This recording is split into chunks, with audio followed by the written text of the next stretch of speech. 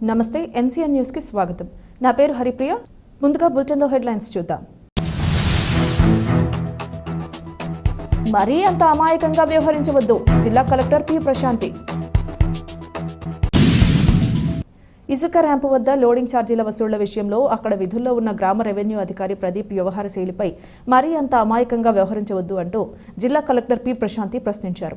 ధవళేశ్వరంలోని గాయత్రి ఇసుక ర్యాంపు, వేమగిరి తదితర ప్రాంతాల్లో జిల్లా కలెక్టర్ ఆకస్మికంగా పర్యటించారు. అక్కడ వినియోగదారులతో, లారీ డ్రైవర్లతో మాట్లాడి వివరాలు తెలుసుకున్నారు. ఈ సందర్భంగా కలెక్టర్ పి ప్రశాంతి మాట్లాడుతూ ఇసుక సరఫరా విధానంలో అధిక మొత్తంలో ఖర్చులు వసూళ్లపై వినియోగదారులు, లారీ డ్రైవర్లు ఇచ్చిన ఫిర్యాదులను రికార్డు చేయాలని అక్కడి సిబ్బందిని ఆదేశించడం జరిగిందన్నారు. ఇసుక సరఫరా విధానంలో అత్యంత పారదర్శకతతో వ్యవహరించాలని సూచించారు. జిల్లా వ్యాప్తంగా ఉన్న డీసల్టేషన్ పాయింట్స్ వద్ద టన్ను ఇసుక ఖర్చు కింద 229 రూపాయల మేర నిర్ణయించడం జరిగిందన్నారు. అదేవిధంగా వాహనంలోకి ఇసుక లోడింగ్ ఖర్చు కూడా వినియోగదారులు చెల్లించాల్సి ఉంటుందన్నారు. కలెక్టర్ వెంట AD mines D Phanibhushan Reddy, ఇతర అధికారులు, రెవెన్యూ, పోలీస్ సిబ్బంది పాల్గొన్నారు.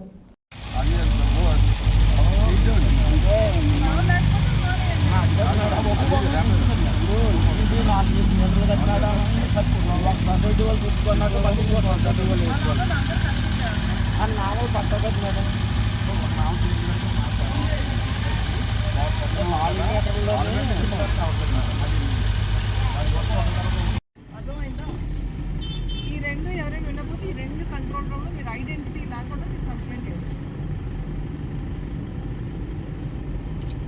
పిలిపించండి ఒకసారి. ఎవరికి ఒకసారి పిలిపించి ఎవరికి కదా 24,700 అమౌంట్ మరి అదే స్టాండ్ కదా. అవునండి, అది కాకుండా ట్రాన్స్పోర్ట్ ఉంది.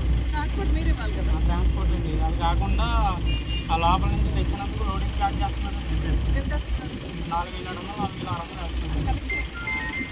మరి అంత అమాయకంగా తీసుకుంటారు మేడం, నేను 2000 ఇక్కడ ఎవరు మీ చూడాలనుకోవచ్చు. స్టేట్మెంట్ రికార్డ్ చేసి గవర్నమెంట్